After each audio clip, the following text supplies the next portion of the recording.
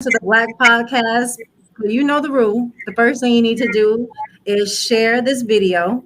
So we want to give everybody an opportunity to get on because we have a guest on today. And let me tell you, you miss any part of this, you crazy because he is just full of knowledge and just I'm just excited about having him. And so please make sure that you're sharing the content. Remember, it may not be directly for you, or you may think that it's not directly for you, but you never know who's in your circle that may need to hear these stories. So please make sure that you are sharing these videos to not only support us, but support the guests that we have on and help our community. That's how we grow within our communities, by spreading the knowledge, building relevant relationships. So please make sure you are taking the time to share these videos. I'm your host. I'm one of your hosts, Dr. Sherelle Hobson, and many of you know my story and my background.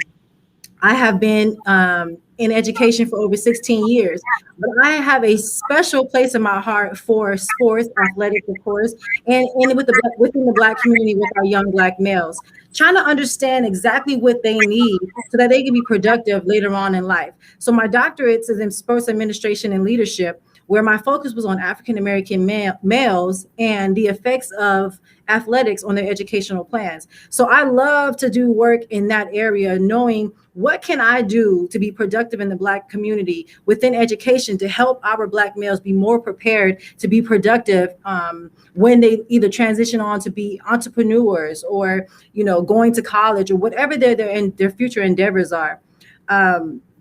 I had the pleasure of linking up with this crazy man over here, Mr. Streak, and he was in social work. And so I just knew it made perfect sense why we needed to do work together, because so many times you hear about the pipeline and the educational system. So why not build something together that's going to help the Black community to make sure that our young males are being very productive and getting the skills that they need to be productive within the Black community. So co-host.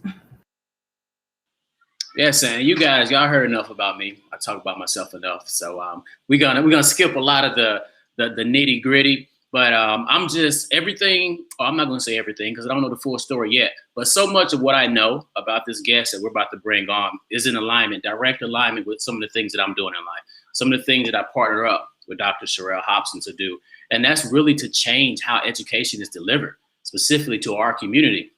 So we ain't gonna waste no more time. The conversation that we're about to have, please make sure that you listen. If you're not listening live, make sure you catch the replay, because this is gonna be some information that we can take and we can run with. We can develop partnerships, collaborations to really help that next generation take off with some type of success. So with that being said, make sure it's live on Facebook. Yay! Hey, he is in the building for real. How are you? I'm doing good. I'm doing well. How are you guys doing? We're doing good. Blessed. We're just excited, and thank you for accepting the invite to be on the Black Podcast. You're an amazing man, and so I just want you to continue to do what you're doing, and let's share some knowledge that you have, because you are, hands-on. And as I mentioned earlier, my background is in education and athletics, and Brian is in social work. But one of the things that we feel within the Black community is that sometimes we don't share our story enough. And those who share our story, sometimes they're not in arm reach, right? We're not able to actually get to them and say, hey, I really want to have a relationship with that person and know more about them. So it's such a blessing to have someone right here that now we have a relevant relationship with, that can help the Black community to build it in whatever element or space that you're in. And so I want you to give the audience, we're going to start from the very beginning, who you are before you even got to wherever you're doing right now. What was the demographics of your household? Where are you from? And so give us a little background of that first. Absolutely. So, you can see it on my hat. I'm born and raised from Compton. I'm the youngest of six. I'm the youngest son of the legendary Professor Amen Rahh, who helped build the Long Beach State Black Studies Department. So he was a professor for 34 years. He hired Dr. Maulana Karenga, who's the creator of Kwanzaa, and they developed that at Long Beach State. And I'm also, the proud son of my mom, Awakia Rahh, and she's a great, just foundation for our family and our household. Was one time a teacher and just done so much work. But I was that oddball growing up as the youngest of six, because, you know, growing up in Compton, and I knowing my father, and I had the same name. I didn't like my name because felt like I was in the shadows of my father. Right? Everybody had, oh, you the son of Professor Amen Rahh. You the son of Professor Amen Rahh. And I was like, yo, you know, my dad's a square. You know what I mean? Like, that's how I looked at it, you know, because I didn't have that revolutionary mindset as a kid. And I'm like, yo, you know, why are we still living the way we living if he's so revolutionary? That was the mindset I had. So I chose different routes because I was just like, yo, I want to be able to make money, and I had it all planned out. I wanted to be a rapper. My rap name was Solo, you know, and I figured like, yo, we can get some money. I was part of a crew called G Life of the Miracle 3, so I was gonna be a rapper.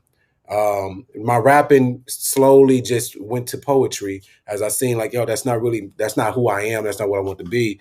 And then I played football. I had it all played out. I was going to play for get drafted by the Dallas Cowboys, buy my parents a big house, and live happily ever after, right? Like, I had that planned out. But those are two things I was exposed to. As I went through high school, you know, my father actually became a political prisoner. He was incarcerated when I was in 11th grade. And I just figured like, all right, I got to really take this football stuff serious. I got a scholarship to Tuskegee in Alabama, right? Taking mine. I love my HBCUs, right? But Los Angeles and Alabama is just different. It's just different. So anyways, fast forward, you know, I had a scholarship to play defensive lineman. And if you ever played football, they wanted to move my position to offensive guard and offensive lineman. It was so disrespectful. And at 17, you know, I had this ego. My pride was so important that I didn't care about nothing else but how dare you disrespect me. So me and the coaches had some disagreements, and I ended up tearing my PCL, my MCL, and they actually stripped my scholarship and they sent me back home. And fast forward, I read this book called The Alchemist, and I fell in love with education. I fell in love with information. I fell in love with knowledge. I fell in love with trying to build a pipeline of power for young people. And that's what got me into being a paraprofessional. And then it got me to being a substitute teacher. But then it got me to realize that, man, I didn't see no relevance in education when I was in school. I had a 1.8 GPA at one point. The only reason I kept a 2.0 was to play football. And when I got into education, I'm like, yo, I need to build a school that I wish I had growing up.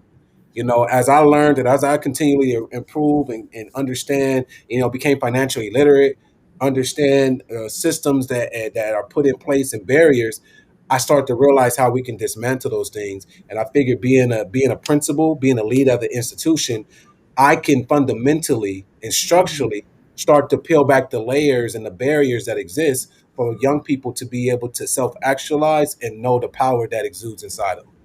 Wow. You know, I want you to go back to where, you know, we talk about Compton, right? You know, most of us only know about Compton from movies, you know. Yeah. And so let's talk about just that environment for you.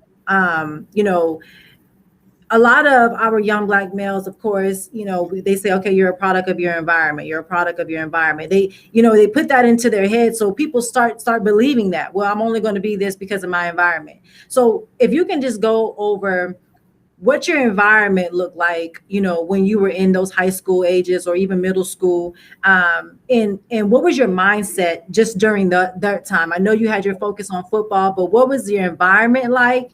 And then what was like your surrounding influence like for you? Absolutely. So, I mean, growing up, that you kind of get this program of like, you got to work hard to get out of your environment. You know what I'm saying? And you don't even know, or at least for me, you don't even know why. You just feel like something is better on the opposite end, because we wasn't even exposed to what was that better thing. What is that grass that's green on the other side? You know, you can see on movies. That's what you get. Like, oh, if I have a lot of money, I could be like a movie star. We close to LA. We can get somewhere else. But honestly, growing up, man, we had a ball as a child in our childhood.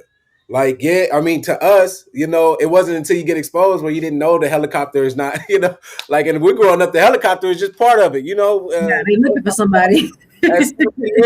You know, that's just what it is, you know. But understanding like, man, there's some structures that's here, right? That I can't just groom myself to be this great man and then leave. Like I wanted to like reverse engineer my mind to say, don't move, improve. You know what I'm saying? Like, don't go and leave and just leave your community back where it's at. You know, so growing up in Compton, man, we had a lot of love, a lot of fun, a lot of just bonding. You know what I mean? Like the brothers that I grew up with, we still connected to this day. Did some people make wrong decisions? Absolutely.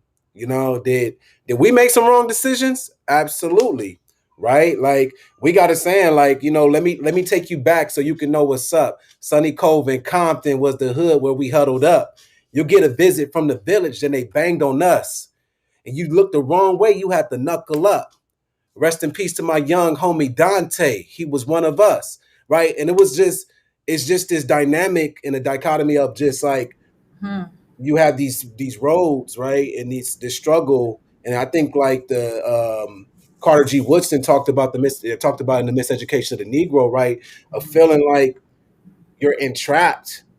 But a lot of times this entrapment is through our own mind in a sense, right? So we have to like kind of reverse engineer education, and like my boys say consciously, like education is elevation. So as I start to get more information, start to understand the systems at play, it was just time to plan and execute.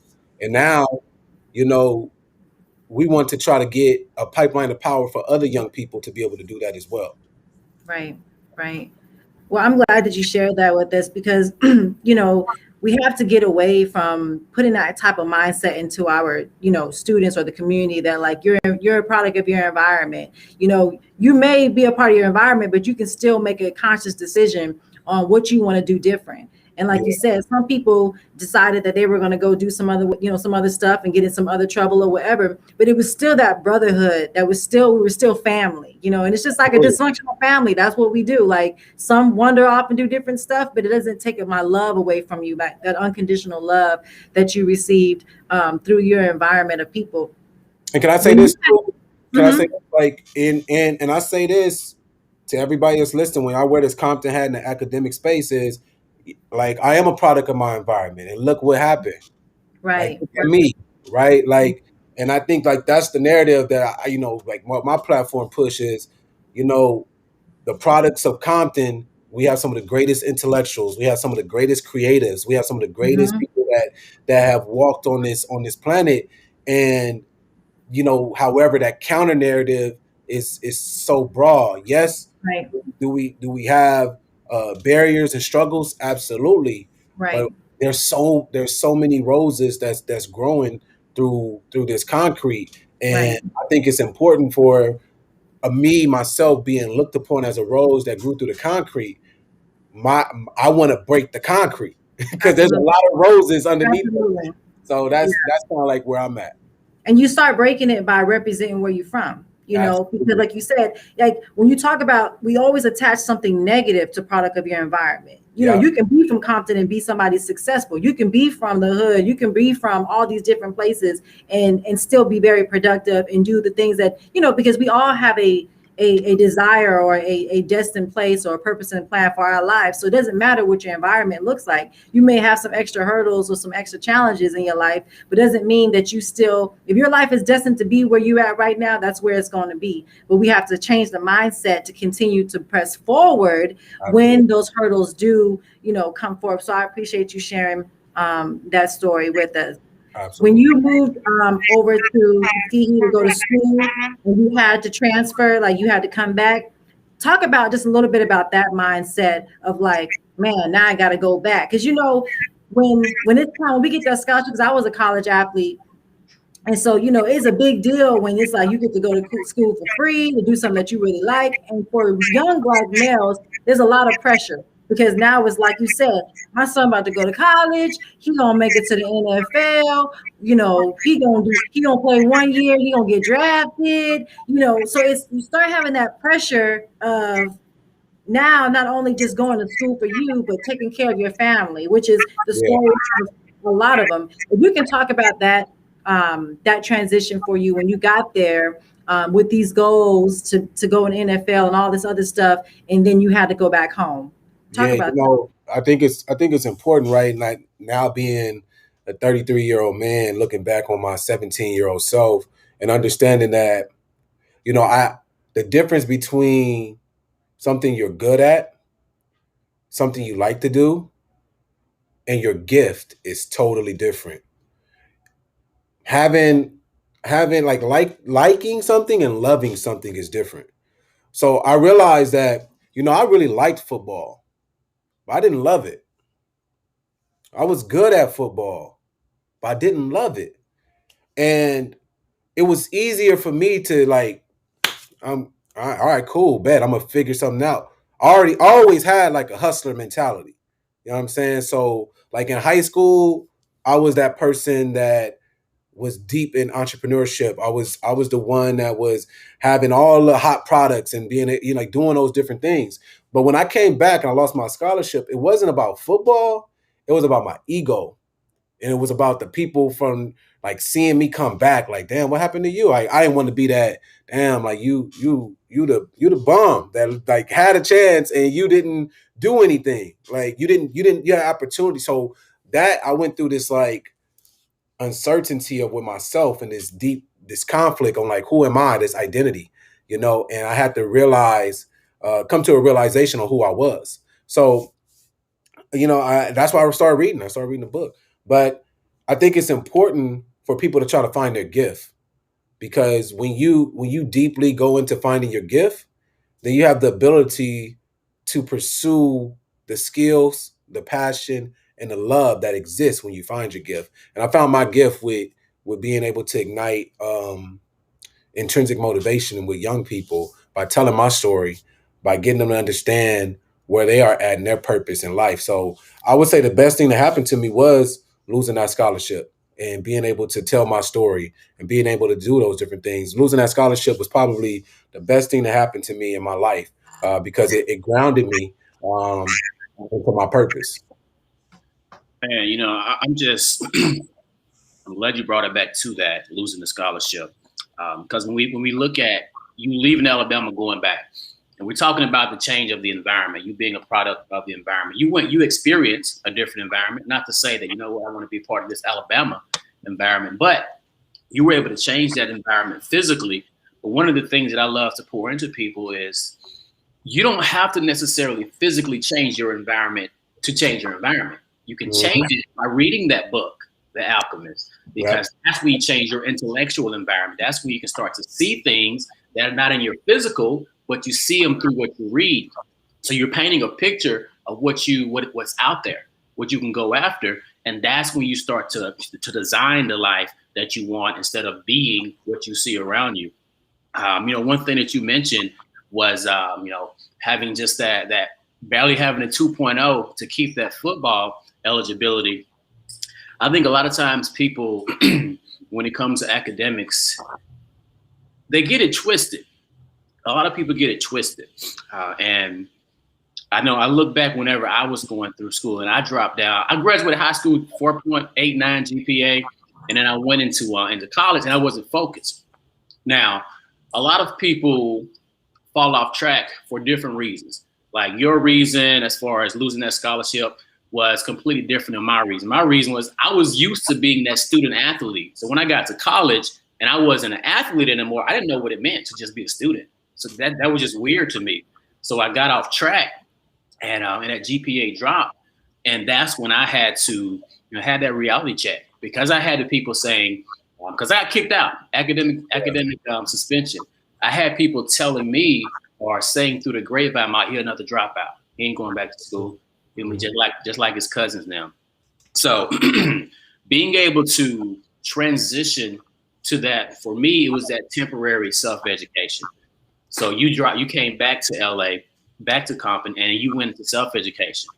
Yep. And you mentioned how beforehand you really wasn't feeling school, but when you're self-educating, you get to study what you want.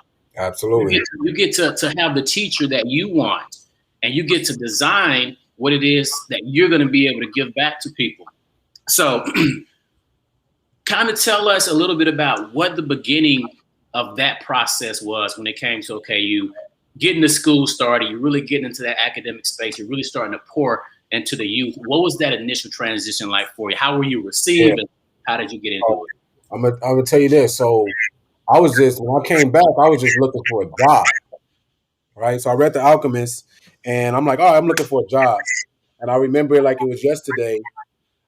It was on careerbuilder.com. You know, Career Builder. I don't even know if it's still around, but careerbuilder.com.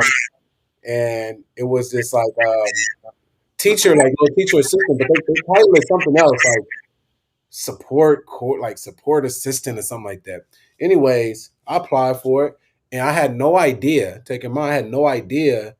I'm thinking it's like an after school program. I'm like 18 now, 18. I'm like, yo, I just need something. Just give me some money. And it was for a non-public school, right? It was actually being a paraprofessional at a non-public school. And I don't know if you're familiar with non-public school, but this school that I got the job at was a level 12 facility out here in California, meaning that it was really the last stop before students went to juvenile hall or went to a hospital in a more restricted area.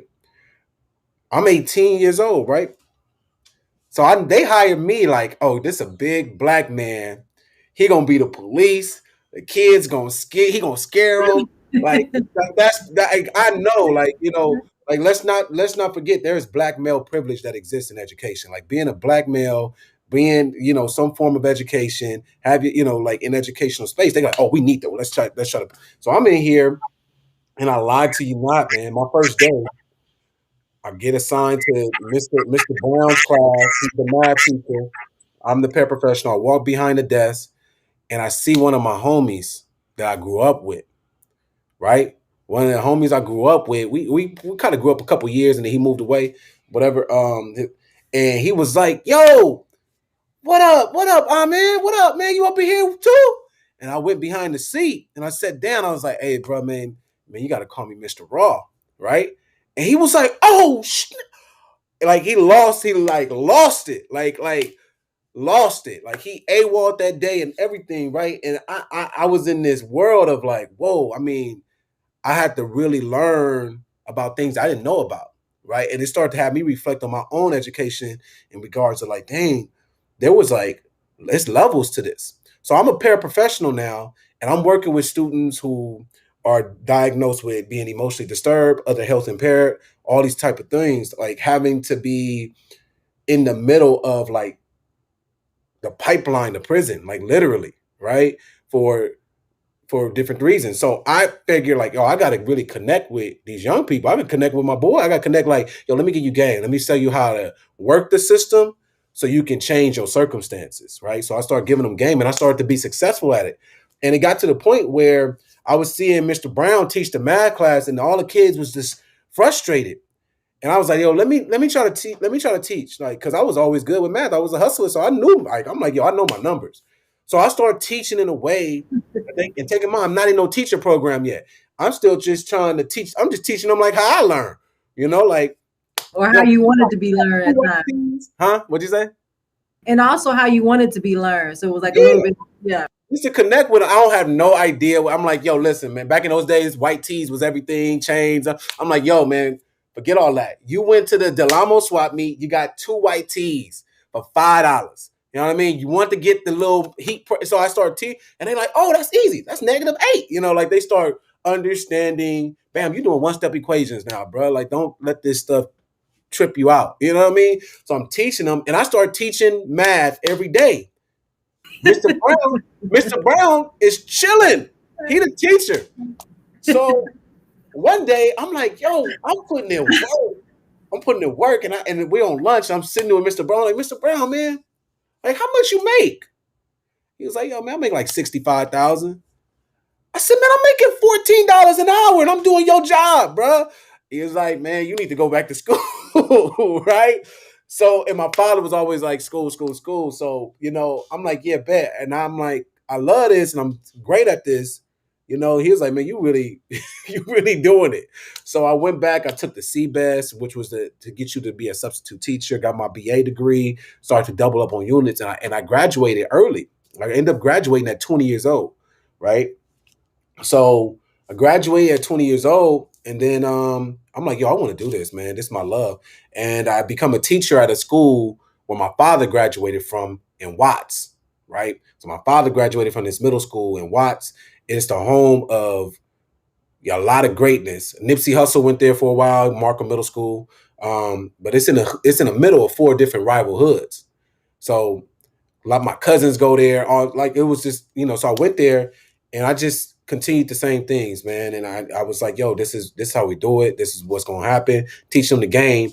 And then I seen a principal there who really didn't even care about the kids. Like he cared, but not really like care. That makes sense. Like he was like, I'm there, but I'm not really there. Yeah, right. So that's when I just made I'm gonna check the boxes, but I ain't gonna do nothing extra. Yeah, I'm not gonna do nothing extra. So that's when I made the decision, like, yo, I'm making an impact in my classroom, but in order for me to truly make an impact on a macro level, I need to be a principal. So that's when I decided to be a principal. And then now, luckily, man, for me, I think my passion has grown now to not just impacting the school, but impacting the world. That is awesome. I mean, I had like that same, still do, like that passion of like, man, I just want to make an impact on a bigger scale. Like, I always was a coach. So when I graduated from college, I was like, man, I'm just going to start coaching. And they were like, well, in order to coach, you got to teach. I was like, oh man, hell no. I don't want to do that, But anyway, so I went and got my certification, whatever. So I started teaching as soon as I got out of college. But I knew that there was stuff that I seen within the athletic program as I was growing up that I was like, man, athletics got to change. Like I had homeboys that were #1 in the state that never got to go to college because they were always placed in special education classes. And, I remember, what I'm saying? So I was like, man, that's whack. Yeah. And then when I started teaching, I started seeing the same thing, right? So I was like, we still just, run them through the system, letting them run the football, dribble the basketball, run as fast as they can. But these kids ain't going to college. So when I took over and I ended up getting a head coaching job very early, and I'm 40, I'll be 40 next month. So imagine me 20, when I was 20, I look like some kids, you know what I'm saying? Like for real. And so I had a lot of people working against, half and half, people working against me and people working for me. But that was always a thing, like, man, she's too young. She's not going to be able to relate to those kids. Kids going to be running all over her. But I came into the mentality, this is what we're not going to do. Because my school was a predominantly Black school, and it was a school that I graduated from. So I was really invested in, look, this is what we're about to do. We're not going to be yelling across the quad. We're going to make sure that we have our nails done, if either paint on or paint off. We're wearing rollers. We're not going to be doing the loud stuff. Like I came in there with, this is what we're not going to do. Yeah. And so you had some fall off and you had some come in. But one thing that I was like, hey, I'm going to teach them about life. And if I could teach them about life, I could teach them track. So people in the beginning gave me a lot of pushback, but then they started to get off of me because we were making state appearances, we were winning. And then the greatest thing that I take pride in is that I always had a 90% matriculation. So my kids always went to school.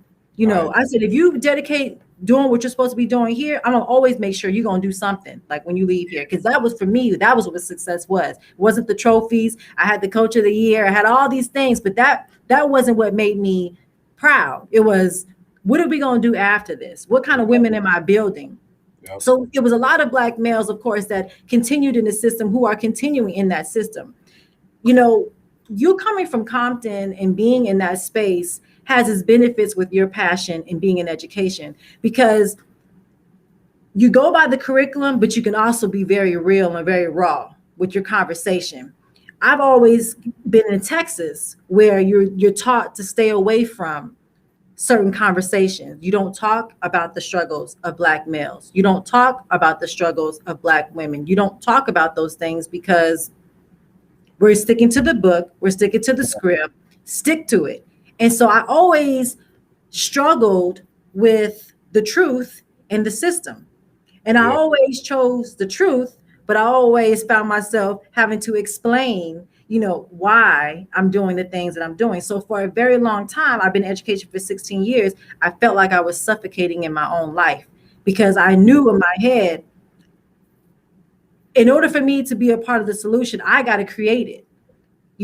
I'm going to have to be the one to create what athletics looks like and what it should look like. So I coach coaches on how to create those spaces for these men and women. Because naturally what we know is a lot of Black males, they get involved in athletics for the same reason that you were, take care of their family or to get out of this situation, one of the two.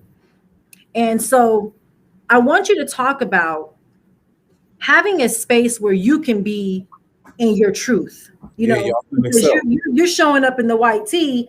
You do that in Texas, you're not gonna have a job. You know what I'm saying? Yeah, So yeah. explain to us how it felt to be in your truth and in an element where you can have, influence. I think it's important too to go back, like in areas across the country, right? That especially in the political landscape, I feel like it's always this one or the other, right? Like if I talk about the struggles of Black women and Black women in America, that means like I'm falling into this victimhood mentality and that they never could be successful and that they and then if I don't talk about it, right, that means that you are ignoring the existence of institutional racism, right, and all these different factors, and it's not binary. And I think if once we get out of this binary thought of one or the other, and we understand that I can speak about the struggles and apply to Black people in America and Africans in America without having a victimhood and not taken away from anyone in the ability for success and all these type of things, right? Does the exception-based model for Africans in America exist under meritocracy? Yes, you could say that those things exist. But on the opposite end, have people worked hard and had the right character and they have been blocked for other reasons, and it's been specifically for the color of their skin or the way they present themselves? Absolutely. So that in a nutshell shows that it can't be just one or the other, right? We can't just say, hey, let's speak and teach our curriculum in a colorblind way without acknowledging the realities that exist. And we can't just say, hey, it's all this is always going to be against you. You never can be able to be successful because of the color of your skin, because we've shown that that's also a way that you can also overcome. So for me, I said, I want to be so great at what I do that you cannot deny me, right?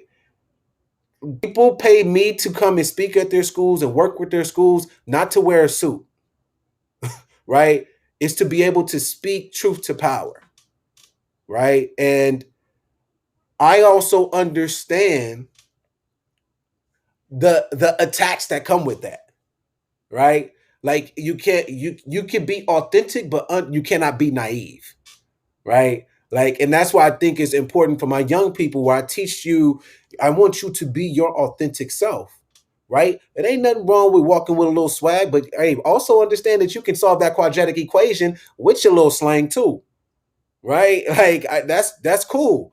But also understand, unfortunately, there's going to be people that judge the way you did that. There's going to be people that's to hate the way you did. There's people that when they see Principal Rahh speak with a Compton hat on, that it irks them. Right. So Right. I understand that, but they gotta live with that.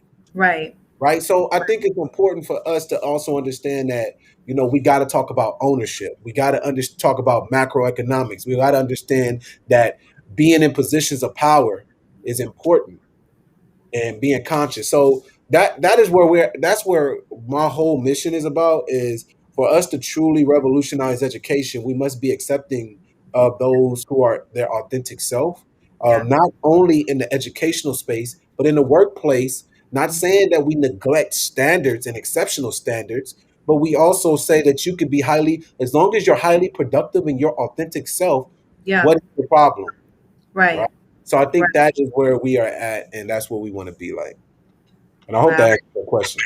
Yeah, definitely. And I think a lot of people, especially a lot of Black people that are in education, they're afraid of what comes with speaking the truth. And like you said, you have to learn how to make the system work for you. Any opportunity I got to get someone to speak word, life into them, I'm going to do it, Yeah. because I have to sleep at night. You have to still make sure you stay in the boundaries of being professional, but you can still be yourself. And people always just, say that, hey, oh, you have a doctorate? Oh, I would have never thought, or I would, well, why? What does she look like? Absolutely. What does that person look like that you have created? And so I think that Nobody's kids today are not listening to the people in the suits. They have to be able to see themselves when you're speaking. It's just like me as an adult. When we go to conferences, you know, if I'm listening to you speak about, living your best life, and I'm looking at you, you don't look like you living yours. I'm gonna be like, man, I'm good on this speaker. I'm Like, good. I'm find good. something else to do. And I do that as an adult. So you can imagine kids, they already don't want to hear you talk. And then they looking at you like, what can this person possibly say to me? So it's amazing that, we're still a long way from people accepting, what we're supposed to be doing in the Black community. And the program that me and Brian have, when we pitch it to a lot of your predominantly white schools, they're looking like, oh man, they focused on one area. I remember having a guest on here. We had Mr. Jeff Johnson, and there was another, forgot his name, the older gentleman from Louisiana. Yeah, I'm drawing a blank. Jetson. And I remember in the interview, I said, this system is broken. And he said, no. He said, all respect. He said, the system is not broken. And I was like, it's not. He was like, no, it's doing exactly what they wanted to do. And so it's up to us when we're in these spaces to continue to press for the truth. Because I believe that Black people are so powerful, but at times we're just not as consistent, and we should be, where people understand like, hey, they serious about what they're talking about, and we have to do a better job, I believe, in our community, not only just making noise when something happens, but like someone like you said, I'm going to continue to speak this with this hat on and this shirt, and people will start taking you serious when they see that they can't just, that you're serious about what your work and be more consistent. So I always talk about Black people are so powerful, but until we become more consistent with what we are trying to do, people aren't going to take us serious, And so I appreciate that you're in that space. And let me say this, because in education we talk a lot about consistency, and I think it's important when we're talking about education, we acknowledge the wealth gap that exists. And when we acknowledge the wealth gap that exists, it is important for us to teach specifically our Black students about financial literacy. Mm-hmm. Fundamentally, why this is important, going back to what you said about consistency, when we teach financial literacy in education, we then have the pathway to teach our students self-discipline. Because when you're financially literate and you're trying to create wealth, you have to have discipline. You have to be able to invest. You have to be able to say, I'm not going to go and buy that liability and I'm saving for that asset, right? And when you have that discipline, then you apply that discipline to everything else you do in life. Exactly. You're an athlete. Sometimes you're waking up 5 in the morning, 4 in the morning. Some people don't like that, but I'm willing to fall in love with my discomfort because my mission is more powerful than my discomfort. The discipline you had is the same application. So I say when we teach financial literacy, and we teach it with self-discipline as the root, because that's how you create wealth. Understanding the return, because no matter what, I always talk to my young people at my school. It's not about just going to college. What is your purpose? Right? What is your gift? But that's self-actualization. But unfortunately, majority, no matter if you like it or not, we all exist within the hierarchy of capitalism, right? So we all are transacting time or some form with money or with some kind of value, right? So if you're dealing with money in these transactions, why aren't we teaching how we use money to make more money? Right? Because at the reality, if you're saying most people growing where I come from, we very family driven. We like, yo, I want to help my family. Well, unfortunately, a lot of things that can help is if you had the resources to help your family. You know what I mean? Like, that's just the reality. So it takes discipline. It takes understanding. It takes purpose. It takes that type of really financial literacy that matters, because if you cannot, You cannot say that you are truly financially literate if you're not applying the principles, because the evidence of learning is through application. If you know that this is so valuable and you do not apply it, that means I need to get more a deeper understanding of it. When people get a deep understanding, then their actions change. Why people and then you will catch some people don't want a deep understanding. That's why because they don't want to really change. They don't want to change. So Yeah, I'll give you an example. There's some documentaries on Netflix about like food and meat and stuff. Like I'm like, oh, I want to see it. I want my ribs on barbecue. I want to make sure I have my ribs. I don't want to change, but I know if I see it, I'm going to change. And I'm like, I don't want to change. But it's the same thing when we talk about racism. I don't want to learn about this because it can actually make me or force systems to change. So that's why we have to teach it in the way that we have to teach it. Man. We're gonna have to replay this and replay this and replay this. This is like it's so real. And you keep mentioning self-actualization. I put out an ebook in 2018, Your Journey Towards Self-Actualization. Go. And something that you just mentioned was, okay, we know I live in South Mississippi.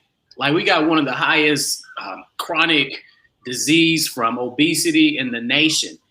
We know what we're supposed to eat. But when it's the whole notion. One of the principles in my ebook is knowledge is not power. Mm-hmm. Knowledge is only power when you apply it. Come on.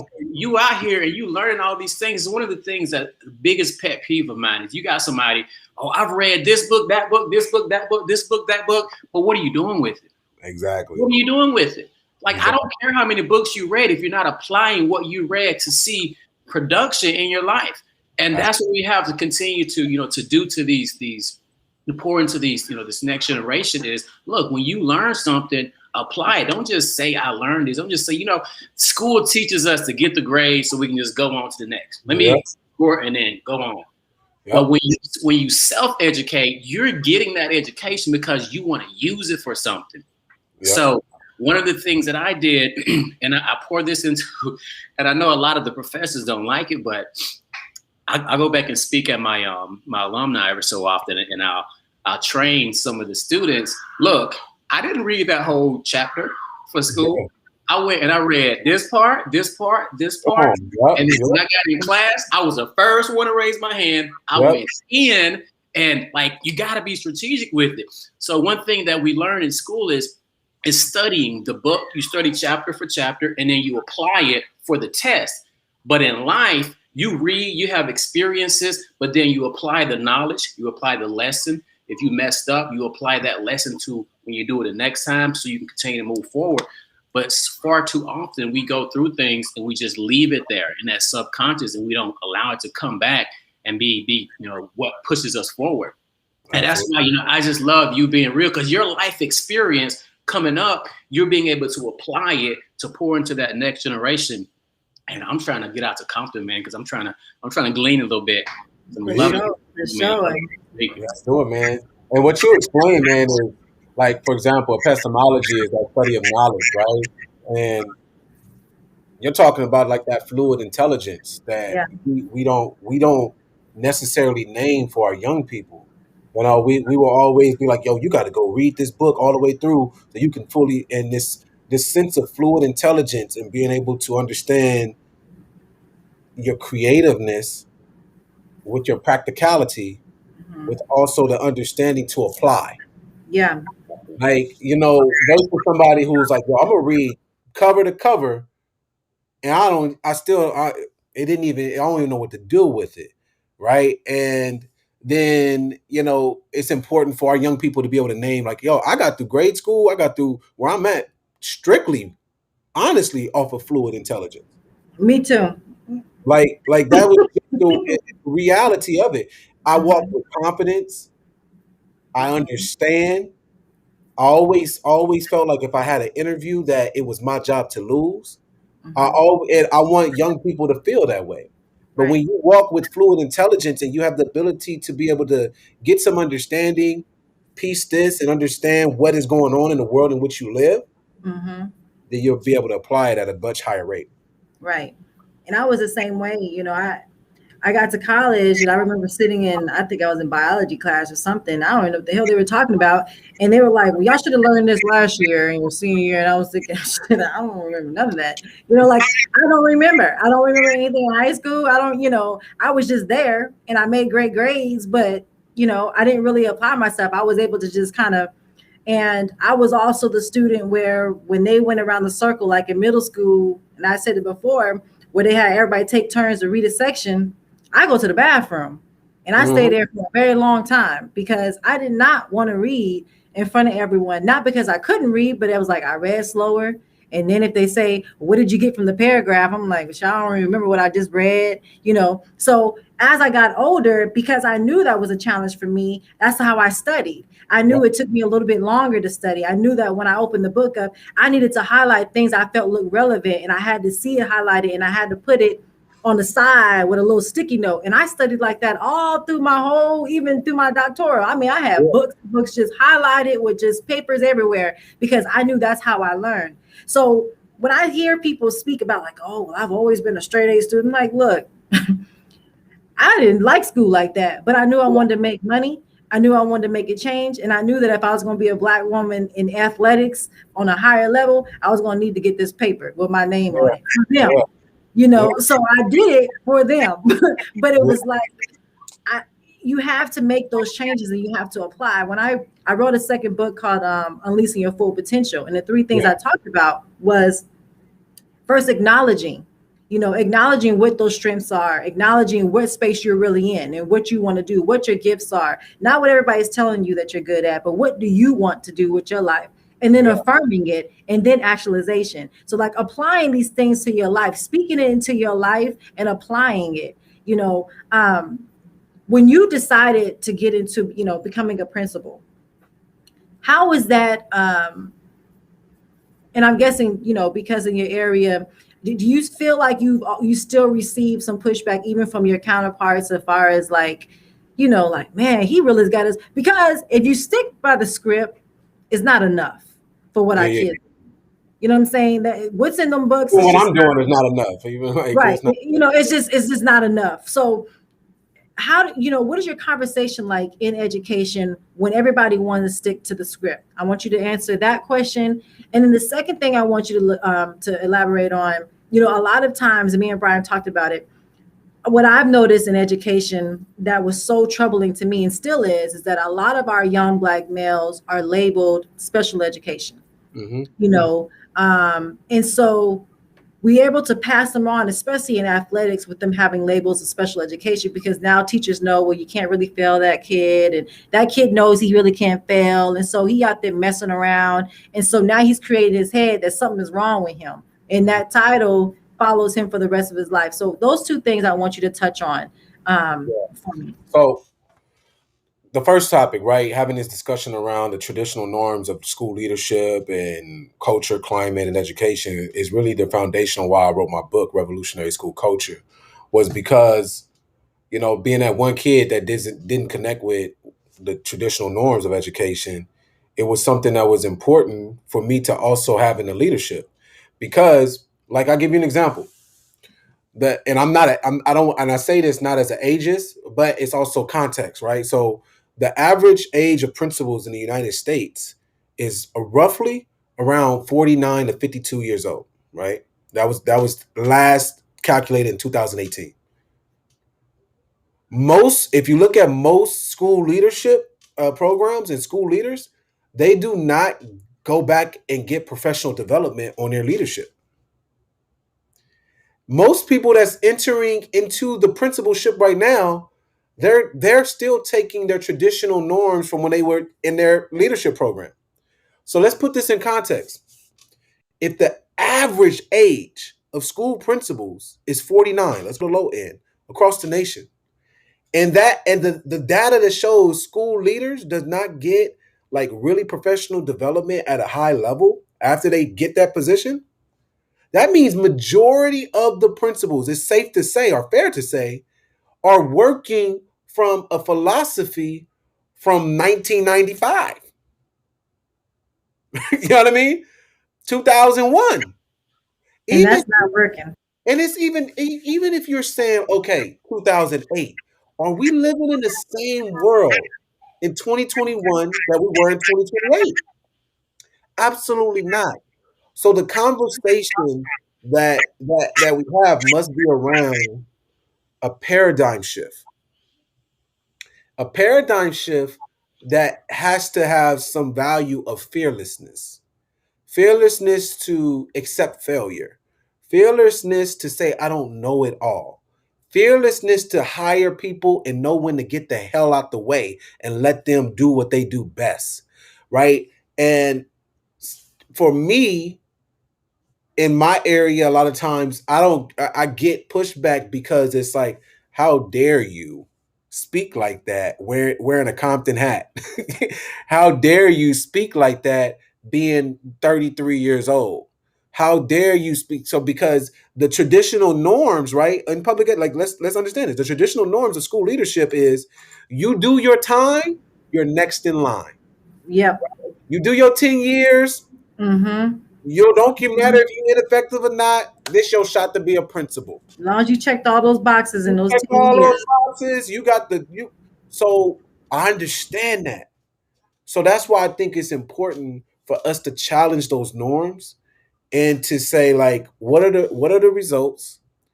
And let's don't get mad at the messenger. Really understand the message. Give you an example. We're just now talking about at a high level financial literacy in schools of color across the nation. Oh, we need more financial literacy. Now we got to now financial literacy that's coming in is still basic financial literacy stuff. We haven't even moved on to the understanding of cryptocurrency. We haven't even moved to the understanding of the technology behind blockchain. We haven't even moved to the understanding around artificial intelligence because we haven't moved around the understanding of emotional intelligence. So these four sectors, if we're saying that we're school leaders and we're preparing our students for the careers that's going to be there, and you're not talking about blockchain technology, you're not talking about coding, you're not talking about artificial intelligence, and you're not talking about emotional intelligence, then I will challenge that you are not preparing our students for the careers that's going to exist. So a lot of times, leaders, we make long-term decisions on short-term emotions, you know, and I think it's important for those things to be challenged. I know I went on for a tangent, but No, that was value, and it's That's so good. real because we actually we put out a newsletter today on how and in the newsletter we spoke to how there's jobs that students were looking at. They were in their junior year, ready to go into their senior year whenever COVID threw everything off, and now that they're graduating, a lot of those careers that they were chasing, they're not there anymore. absolutely.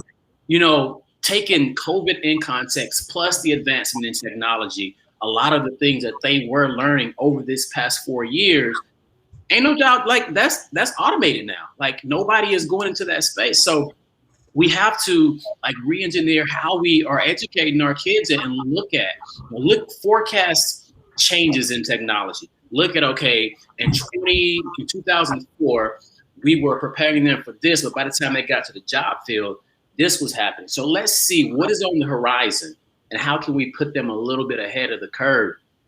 There's a young lady, I help lead a cryptocurrency session on Clubhouse every Friday night. Mm-hmm. There's a young lady just graduated high school, and her teacher, she does a lot of events, teaching on cryptocurrency. And her teacher was always telling her, you need to stop that. That's like the black market. That's like, you're gonna get in trouble. And when she graduated, teacher came to her, hey, you still doing that cryptocurrency stuff? Yeah. That's Absolutely, man. I think when the internet first came out, people thought it was just the craziest thing. And that's where innovation, that discomfort and that child and that fear of being like, whoa, that uncertainty, right? I don't know what this is. I don't trust it. That's the first, I don't trust it. But that's why we got to deepen our understanding of it, right? Like, I always tell people this all the time. In 2001, most people probably wouldn't have never thought that they will hop in a car with a stranger to get taken anywhere, out of the club, out of anything, let alone like have some kids catch it.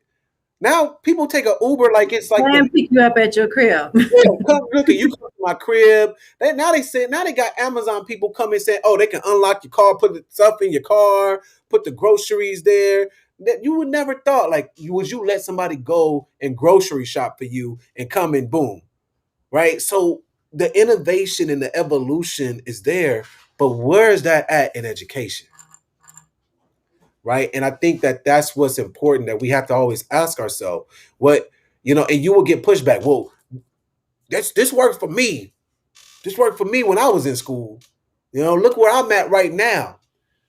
And a lot of times what we discredit is the amount of information and amount of things that we learn after K through 12.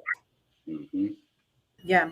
And it's a lot of it is, within our community, because within, Caucasian families, they're talking about, Absolutely. They're talking about money. I have a student where I'm like, you have not logged into the class yet. I go to his computer. He's looking at the market. Mm-hmm. He's looking at the stock market. Oh, I'm sorry. The stock market just hit. He in the 6th grade. Nice. And I was like, oh my God, but I'm like thinking, he's obviously already taught that in his family. And because we're not teaching it in our schools, and Black folks are not teaching it at home, then we never learn. And that's why you get so many of them go out and make these billions and trillions of dollars and lose it all, and then trying to figure out now, because they don't have the knowledge, and now they're trying to figure out how to get their money back. But now you can no longer use your legs and your hands to catch footballs and make you money. Now you got to use your brain, but ain't nobody ever taught you. So now you're having to learn that as an adult, And then I remember the kids all going out there and play. So you're not gonna go out there and play. He said, oh no, he was creating a spreadsheet on his finances. He in the 6th grade. He wasn't Black, but I was just thinking, dang, like how many conversations or how many parents, or Black families are actually going home and creating those type of conversations in their house. And I feel like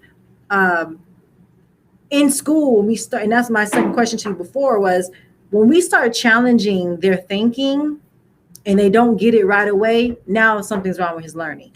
Now he doesn't get it. Now he needs to be this, he needs to be on this, or he needs to be on that. Where if we just took a little bit of time and taught them, like how you created, you can look at this equation like this, or you can add this equation and put it into t-shirts, where you can understand your background and make the learning more relevant so that they can learn, and they don't have anything wrong with them. They don't have a learning disability. You're just not making it make sense to them, or making it relevant to them so they can understand, because we all learn like that. We learn what we want to learn, So how is your conversation when you're coming across, like, hey, that's going to be too challenging for them. Like, we need to stick to the script. We don't want to challenge them too much because they're not going to get it. How do you break those, conversations or barriers?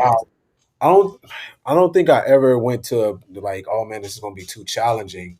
I've always been like, maybe because I also started my career at a non-public school where I break things down for understanding for myself. So I feel like my strength as a leader is I'm able to make something complex simple, not without taking away the complexity. That makes sense, right? So, I can break down, and I can scaffold the steps for two-step inequalities and understanding that in a simple way, and not to speak for you to understand this practical.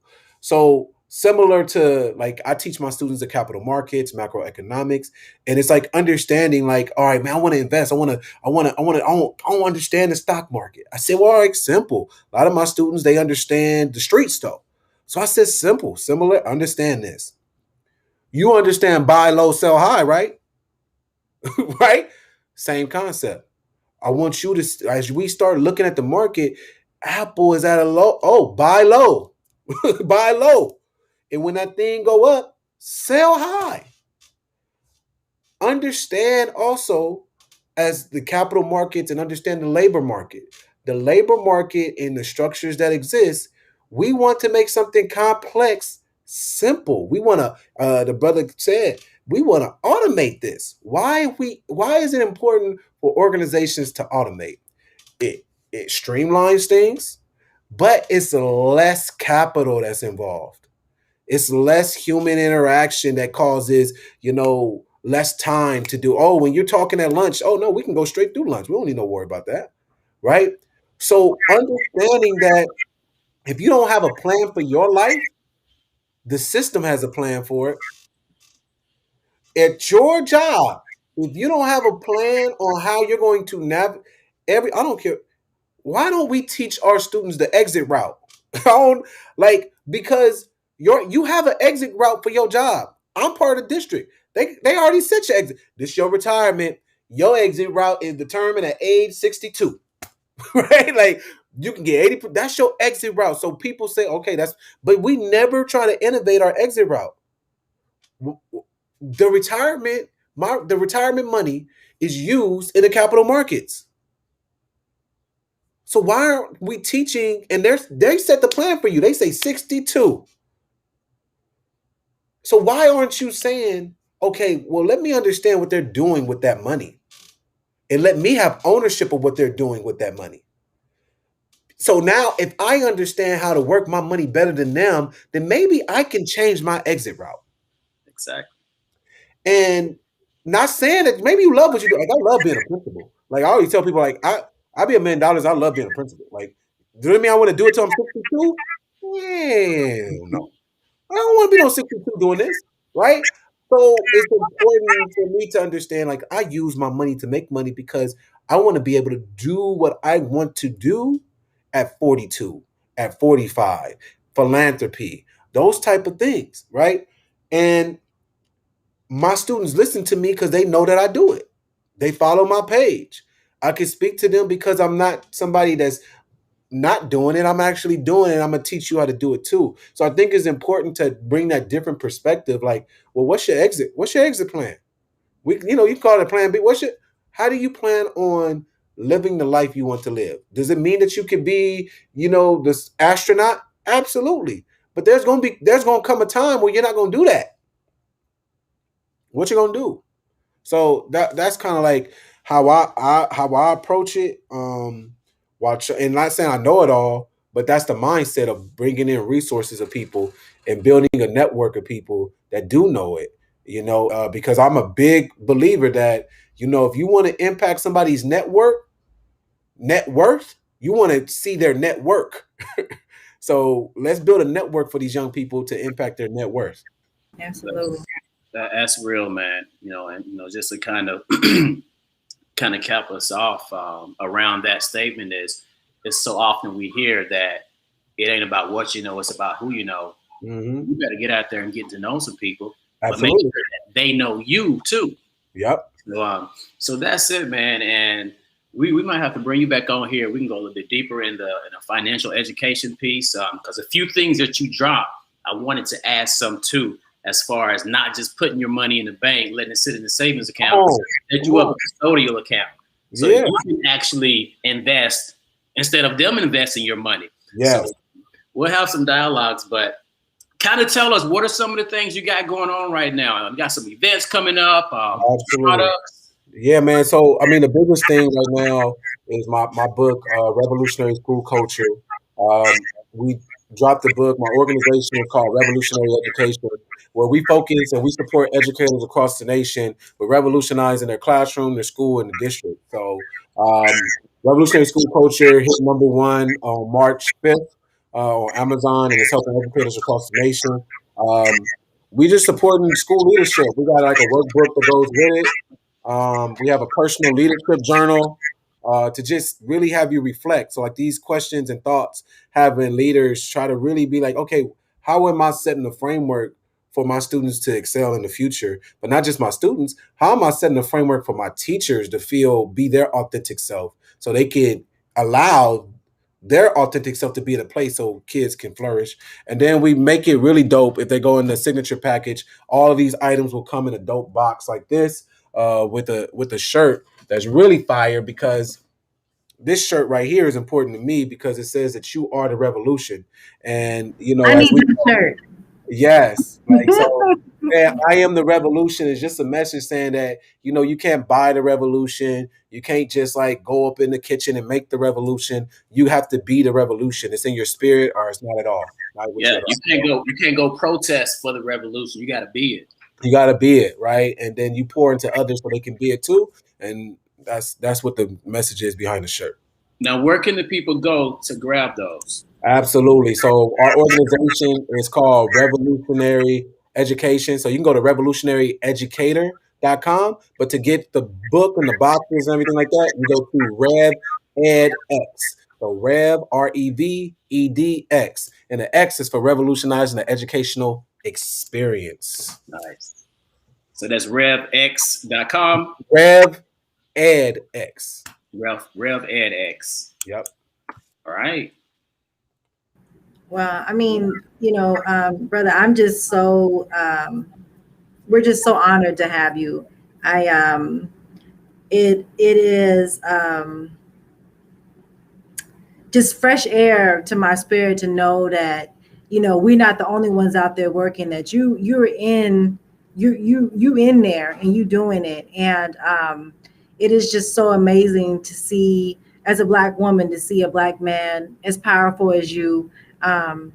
In education, who is passionate about making a change, a life change, and influencing people around you. And so I'm just so grateful to have known you and have met with you. And I look forward to connecting with you. And, I explained to you before, we have a lot of great programs that we would love to come to your school and implement and see how we can start making a change. School by school, student by student, speaking to principal by principal. So I appreciate you and your truth. I appreciate your hard work, and not only just being a great educator, but a great husband, and a great father. I have a great father.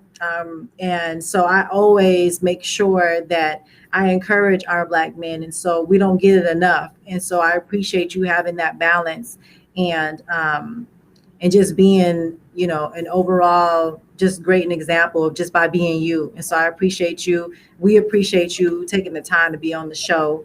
And we would definitely be connecting very soon, in the future, near future, soon. Absolutely. No, Queen, I really appreciate that because as we all know, this work is not easy. It's hard, right? And battle fatigue is real. Sometimes you question yourself and ask yourself, man, woof, it's a lot. And critical hope is really important. It's really valued. And balance is really important, right? Having that family and the village to support you. So thank you for those words. Thank you for allowing me on the show. And thank you for the work that you guys doing. I pray that you guys stay encouraged, you stay strong, and you get the blessings that you absolutely deserve when it comes to providing the hope that's needed into our schools and to our young people and to our communities. Thank you. We receive it. And we appreciate it, man. All right. Yes. Well, you're muted. We can't hear you, Terrell. We're going to go ahead and close out, but we want to make sure that the audience knows where they can find you and support. So please support this brother. And you're not just supporting him, but you're supporting the people that are surrounded by him, which is our youth, other teachers, other leaders. So it's important that you may not see yourself in this story or his story, but you never know who's in your circle of people that may need to hear it. So please make sure that you are going to REVEDX.com and finding out how you can be a support to him, whether it's monetary gifts, whether it's volunteering, or it's just buying the book and inspiring yourself and bringing knowledge to your own mind, because knowledge is power. But we got to be consistent. And as he mentioned earlier, you have to apply it.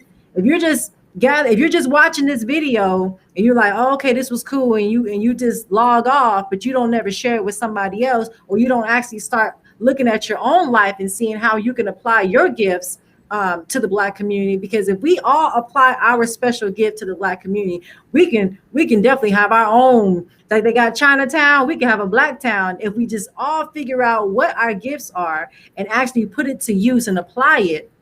to the Black community. So please make sure that you are sharing these videos, that you can find him on Instagram, and also go and buy his book. You never know if you need it or someone in your circle may need it, but please make sure you go out and support this brother so that he could continue to work in his gift and inspire our young men and women within the community, within education. So we thank you again for being a part of the Black podcast, and we look forward to our relationship that will be built from this podcast, and we definitely will be doing some work together in the near future.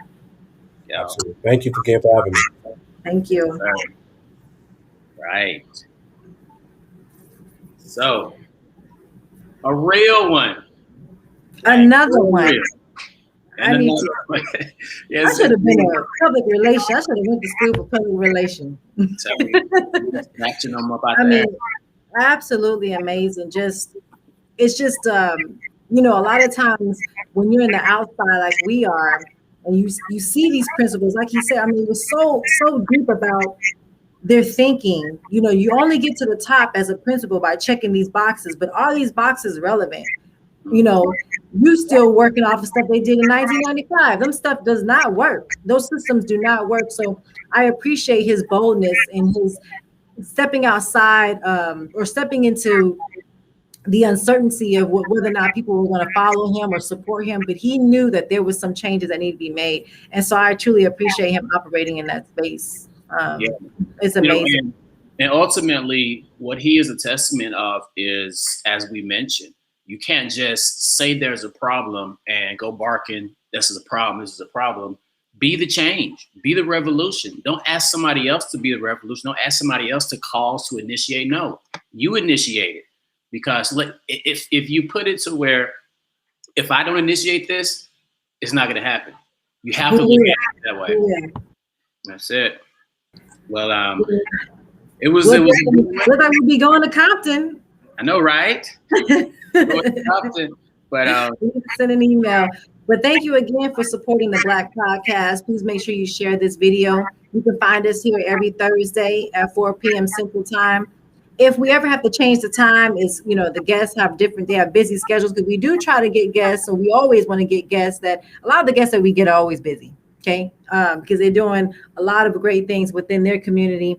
And so sometimes we may have to accommodate on the time. So please make sure you're watching us on our social media, see if there's any changes. But if you don't see any changes, you can know for sure, no doubt, that we'll be here every Thursday at 4 p.m. Central Time.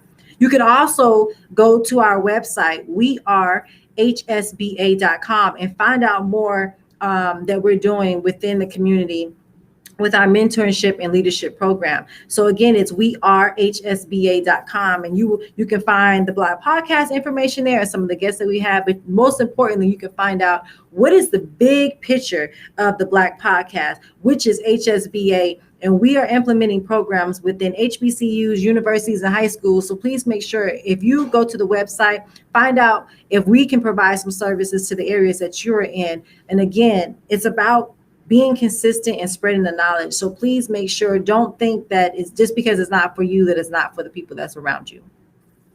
That's it. Pay it forward. So off that note, we are out of here. See you guys same place, same time next week or next month. Welcome in the month of June. You have a great remainder of your week, and see